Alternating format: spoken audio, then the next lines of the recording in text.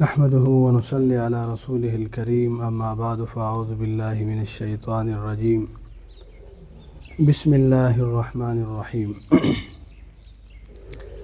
إن الشيطان لكم عدو فاتخذوه عدوا إنما يدعو حزبه ليكون من أصحاب السعير صدق الله مولانا العظيم. درود شریف پڑھی. اللهم صل على محمد وعلى آل كما صليت على إبراهيم وعلى آل إبراهيم إنك حميد مجيد. اللهم بارك على محمد وعلى آل محمد كما باركت على إبراهيم وعلى آل إبراهيم إنك حميد مجيد.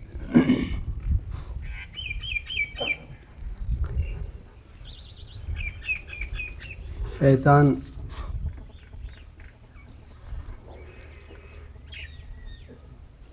سب سے پہلے یہ کوشش کرتے ہیں کہ انسان کے ایمان پہ حملہ کرے. علامہ ابن قیم رحمہ اللہ نے یہ بات لکھی ہے کہ پہلے اس کی کوشش یہی ہوتی ہے، اس میں کامیاب نہ ہو جائے تو گناہ کبیرہ میں مبتلا کرنے کی کوشش کرتے ہیں. پھر گناہ صغیرہ، پھر خلاف اولا میں مبتلا کرتے ہیں. درجہ بدرجہ محنت کرتے ہیں، مسلسل کوشش کرتے ہیں، گمراہی کی کوشش کرتے ہیں اور اللہ تعالی جل جلالہ کی نافرمانی میں مبتلا کرنے کی کوشش کرتے ہیں.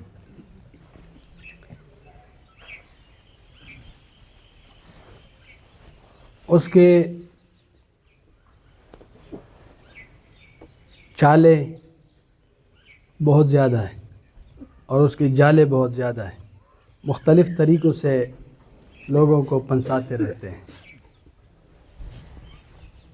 انسان کی نفسیات کو سمجھتے ہیں، اس کے نفسیات کے مطابق اس پہ حملہ کرتے ہیں. بعض لوگ ایسے ہوتے ہیں کہ وہ زیادہ عقل پرست ہوتے ہیں، تو شیطان اس پر یہ کوشش نہیں کرتے کہ اس کو شرک میں مبتلا کرے، کیونکہ اسلام سے نکالنے کے لیے جو قریب سرحد اس کو ملتا ہے تو وہ دہریت اور الحاد ہوتا ہے. تو ایسے لوگوں کو وہ دہریت اور الحاد کے راستے سے اسلام سے باہر نکالتے ہیں. بعضوں کے مزاج اس میں توہم اور وہم ہوتا ہے تو کوشش کرتے ہیں اس کو شرک میں مبتلا کرتے ہیں. بعض لوگ ایسے ہوتے ہیں کہ وہ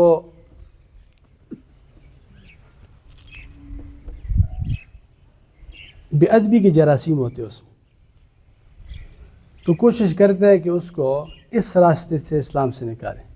وہ ہر کسی کو اپنے حساب سے کیا کرتے ہیں، کھینچتے رہتے ہیں، جو اس کو قریب سرحد مل جائے وہیں سے نکالتے ہیں.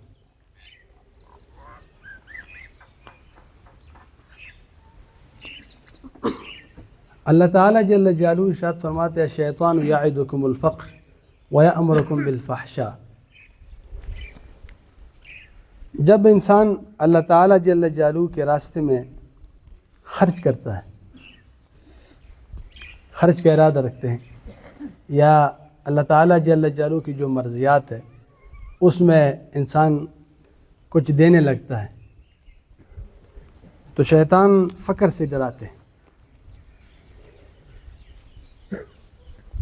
کبھی خیال کیا ہوگا کہ ایسے مواقع پہ وہ انسان کے جو ضروریات ہوتے ہیں، ان کی جو حاجات زندگی ہوتے ہیں، پوری دفتر اس کے سامنے کھول دیتے ہیں کہ آپ جب یہ پیسے اللہ کے راستے میں دے رہے ہیں تو فلاں ضرورت ہے، فلاں حاجت ہے، فلاں کام ہے، فلاں کام ہے.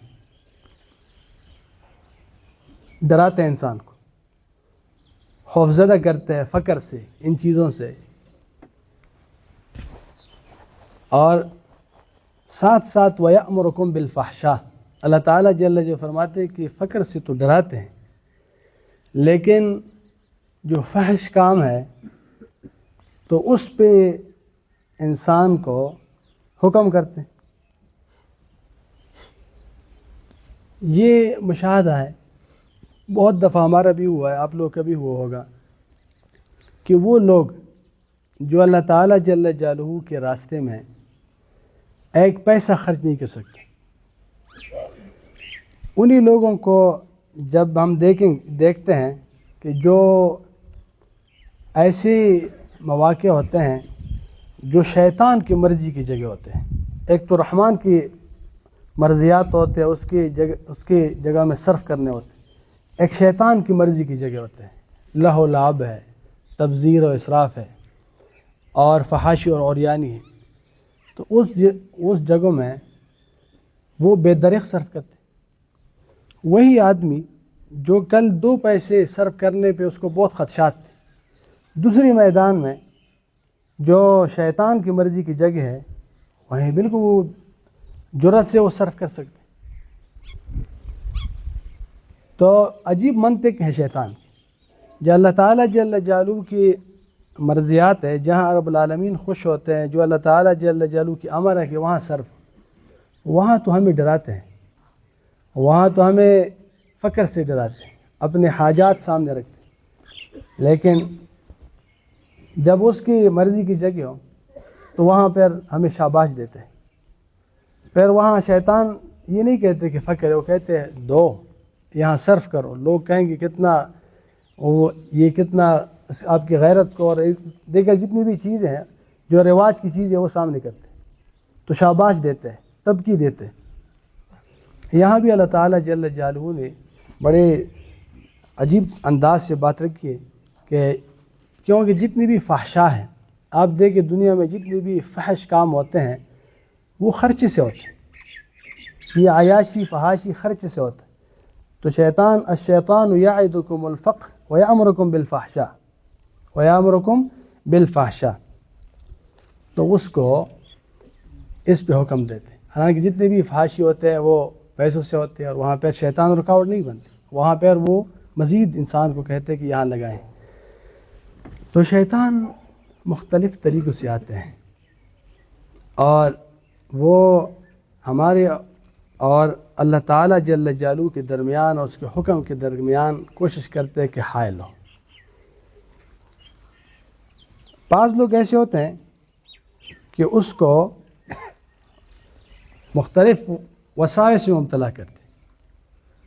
جو اچھے لوگ ہوتے ہیں، نیک اور صالح لوگ ہوتے ہیں، تو اس کو مختلف وسوسے آتے ہیں۔ یہاں بہت سارے ہمارے ساتھی یہاں جو وقت لگانے کے لیے آئے ہیں تو وہ پوچھتے رہتے ہیں کہ وسائل بہت آتے ہیں اور کافی رفقا ہوتے ہیں، اس کو شکایت ہوتی ہے کہ ایسے وسوسے آتے ہیں اللہ تعالیٰ جل جلالہ کے بارے میں اور قرآن مجید کے بارے میں، دیگر چیزوں کے بارے میں، کہ وہ ہم بیان نہیں کر سکتے،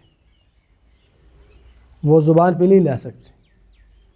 یہی بات صحابہ کرام رضوان اللہ علیہ مجمعین میں سے بعض صحابہ نے نبی کریم صلی اللہ علیہ وسلم سے عرض کی کہ یا رب العالمین ایسی بڑی بات ہے کہ زبان پہ نہیں لا سکتے، تو نبی کریم صلی اللہ علیہ وسلم نے فرمایا ذاک صریح الایمان، اور ایک روایت میں محض الایمان آیا ہے، تو یہ صریح ایمان ہے۔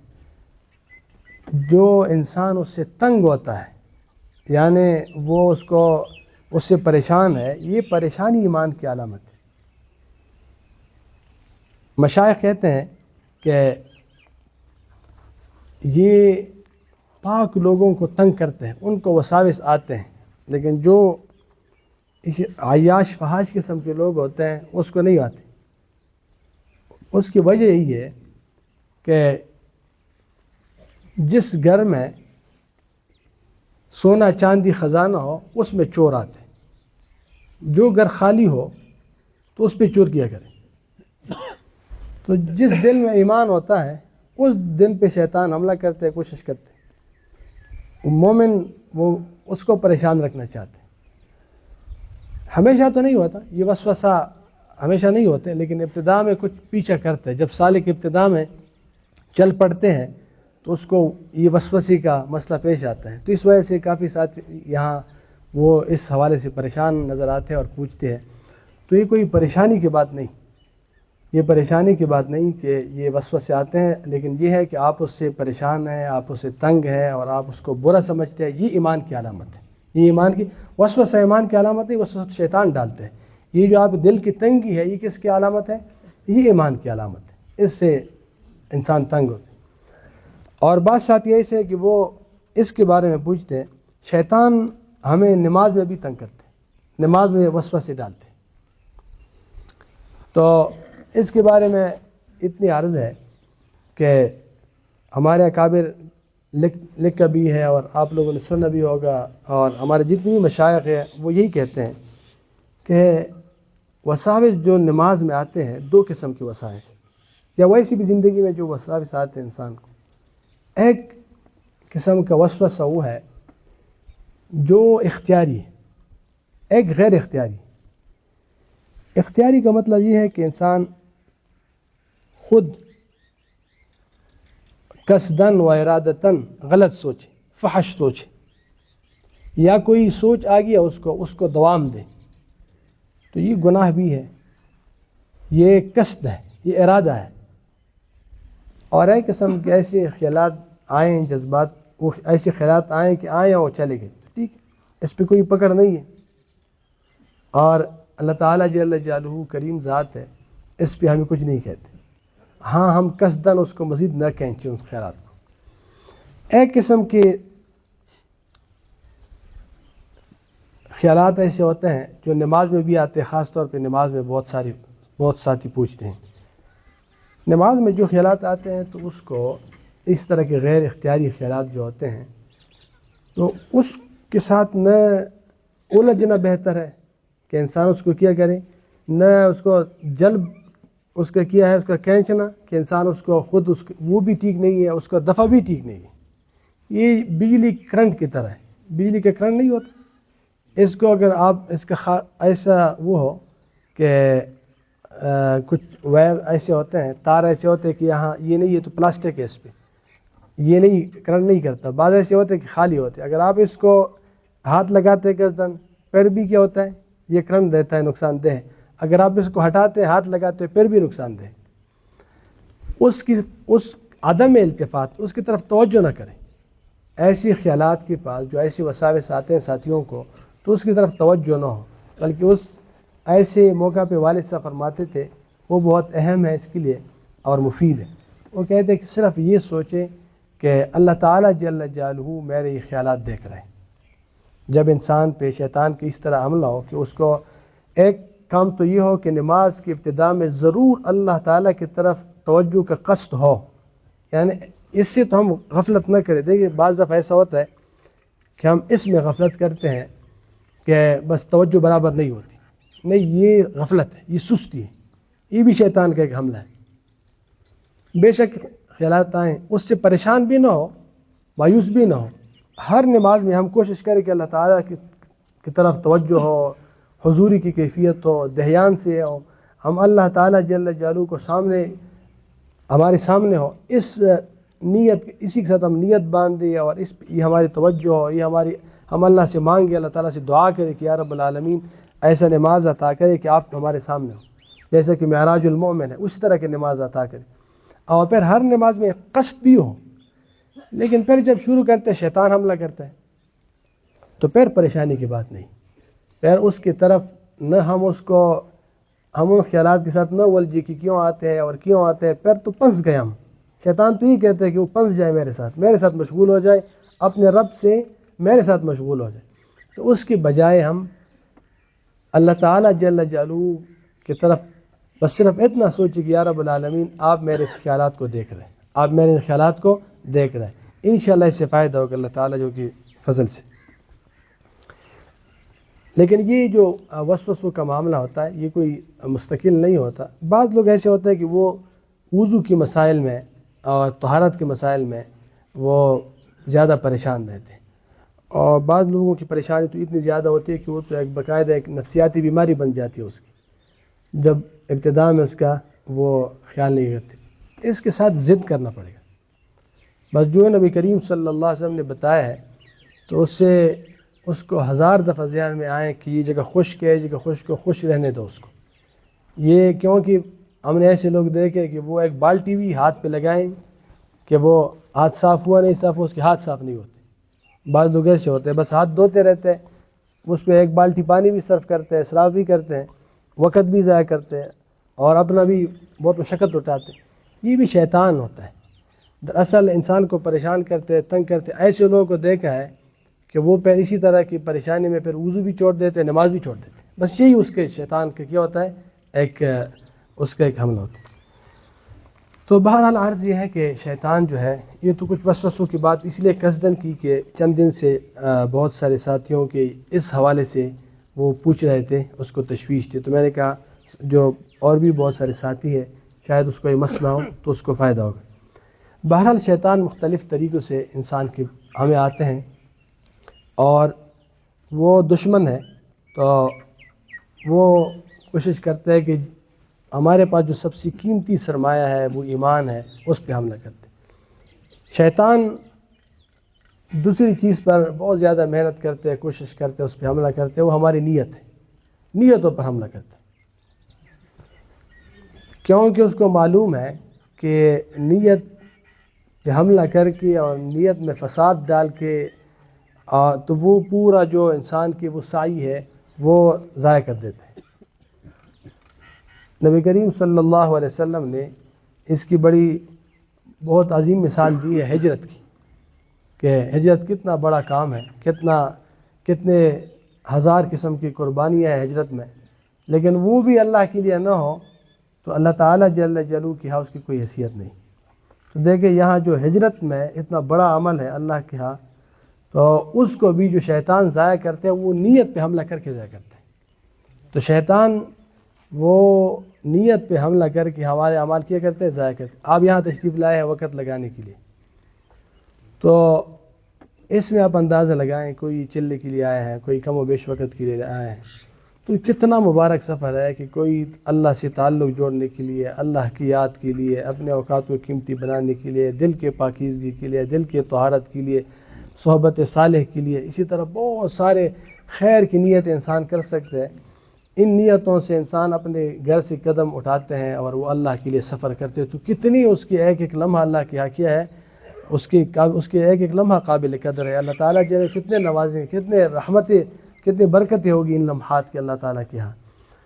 لیکن شیطان ایسا ٹگ دشمن ہے، ایسا دشمن ہے کہ وہ اس نیت میں کوشش کرتا ہے کہ وہ کیا کرے، اس پہ حملہ کرے اور بس دنیا کی تھوڑی سی لالچ دلا کے، یا یہ ہے کہ یا کوئی مختلف قسم کی چیزیں سامنے کر کے وہ جو عظیم مقصد ہے اس کو خراب کرتے.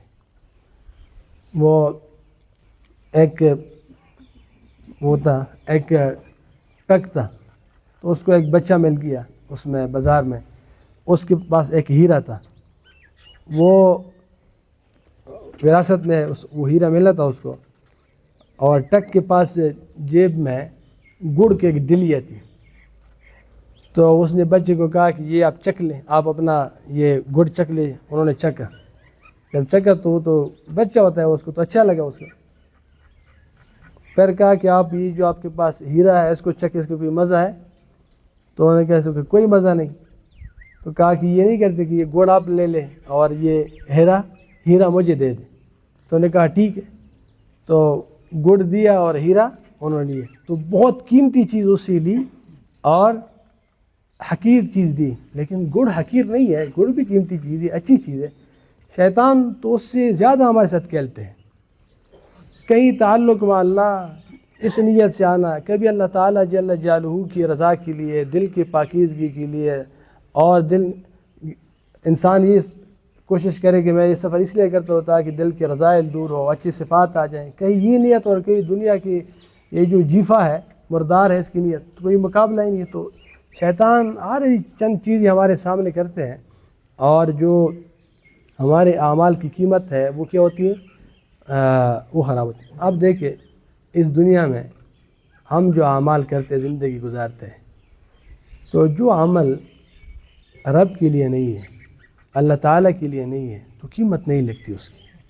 کتنا نقصان ہے، یعنی روز کے حساب سے کتنا نقصان ہے کہ جو عمل ہم اللہ کے لیے نہیں کرتے اس کی قیمت نہیں لگتی، یا اگر ہم جتنا خلوص سے کریں اتنی قیمت زیادہ لگتی ہے، اس کی اتنی زیادہ قیمت. اللہ تعالیٰ کریم ذات ہے، ہمارے اعمال کو ہم کہاں وہ اخلاص کے ساتھ عمل کر سکتے ہیں. اللہ تعالیٰ جل جلالہ اپنا کرم کا معاملہ کرے، ہمارے جو کوٹے کرنسیاں ہے اس کو یوں ہی قبول فرمائیں. ہم تو اللہ تعالیٰ سے یہی درخواست کریں گے. ظاہر بات ہے ہم ایسے دور میں، ایسے زمانے میں ہیں، اور ایسے کہ دلوں کے فساد کے زمانے میں ہیں، ہر وقت ہر جگہ فتنے ہیں، تو وہ اخلاص اور الہیت کی کوئی کام خالص اپنے رب کے لیے ہو تو وہ کم رہ جاتا ہے. اللہ تعالیٰ سے یہی ہم درخواست کرتے ہیں، یہی ہم سوال کرتے ہیں کہ یا رب العالمین ہمارا ویسے بھی قبول فرمائے.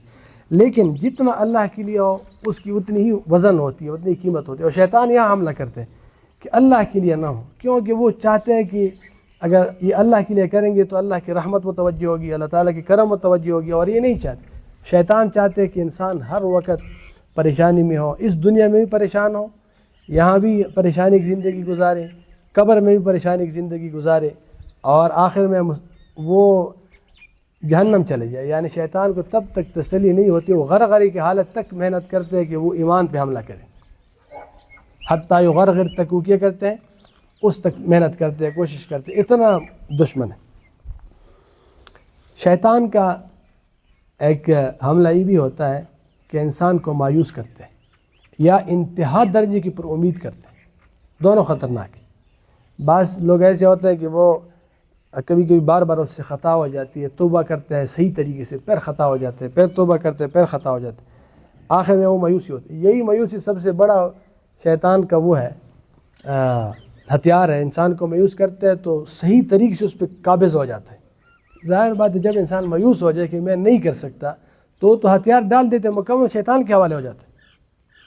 تو اس وجہ سے یہ مایوس نہیں ہونے چاہیے، بلکہ اللہ تعالیٰ جل جو کریم ذات ہے، عظیم ذات ہے، وہ معاف کرتے رہتے ہیں اور اس کی طرف جانی چاہیے. توبہ بے شک انسان سے خطا ہو، کمزوری ہو، لیکن اس سفر کو نہیں چھوڑنی چاہیے.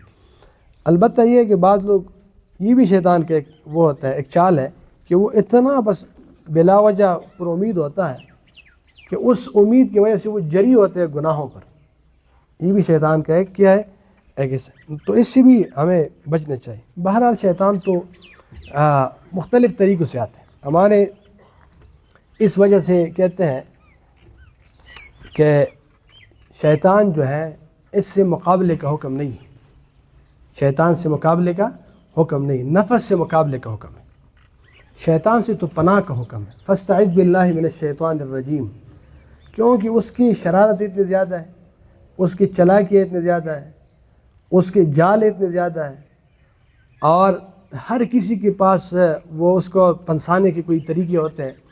تو اس کا ہمارے پاس ایک ہی علاج ہے کہ ہم اللہ تعالیٰ جل جلالہ کی ذات یا رب العالمین آپ پناہ عطا کریں. نبی کریم صلی اللہ علیہ وسلم درخواست کرتے ہیں اللہم انی اعوذ بک من ابلیس و جنودہ، اس سے پناہ مانگتے ہیں. اللہ تعالیٰ جل قرآن مجید میں خود فرماتے ہیں فاستعذ باللہ من الشیطان الرجیم. تو اللہ تعالیٰ سے پناہ. ہاں نفس ایسا ہے کہ نفس سے مقابلے کا حکم ہے، کیونکہ نفس دراصل یہ شیطان کا ایجنٹ ہے، داخلی ایجنٹ ہے، ہمارے اندر ہے. تو شیطان کا کام صرف یہ ہوتا ہے کہ ہمارے نفس کو برے اعمال مزین کرتے ہیں، اس کو اچھا پیش کرتے ہیں. جیسے کہ آج کل کی اصطلاح میں اس کو جو اچھی پبلسٹی کرتے ہیں کسی چیز کی اور مارکیٹنگ کرتے ہیں. تو شیطان کا کوئی زیادہ کام نہیں ہے. نبی کریم صلی اللہ علیہ وسلم کے ایک ارشاد مبارک ہے الحمدللہ رد کیدہ الی الوسوسہ، صرف اتنا ہے کہ وسوسہ کرتے. اور قرآن مجید کی جو تعبیر ہے وزین لہم الشیطان اعمالہم، شیطان اس کو برے اعمال کیا کرتے ہیں، مزین کرتے. بس شیطان یہ کام کرتے ہیں اور ہمارا نفس پھر بچوں کی طرح لپکتے چاہتے کہ بس یہ چیز دے دیں. جیسے کہ آپ نے دیکھا ہوگا یہ جو بڑے بڑے اسٹور ہوتے ہیں تو بچوں کے سامان کھلونے وغیرہ پہلے رکھتے ہیں تاکہ بچے چلے جائیں وہاں تو والدین کو کہیں کہ یہ چیز ہمیں لے کے دو. تو وہ بچے ہوتے ہیں ضد کرتے ہیں. تو نفس جو ہے وہ بچوں کی طرح ضد کرتے ہیں. اس وجہ سے ہمارے مشائخ کہتے ہیں کہ نفس کی وسوسے میں، تقاضے میں، اور شیطان کے وسوسے میں فرق یہ ہے کہ جو بار بار تقاضا پیش کرتے ہیں وہ نفس ہوتا ہے، کہ وہ نفس بچوں کی طرح ہے، وہ بار بار مطالبہ کرتے ہیں کہ یہ کام کرو، اگر کوئی گناہ ہے تو بار بار یہی کہتے ہیں کہ بس یہ کر لیں۔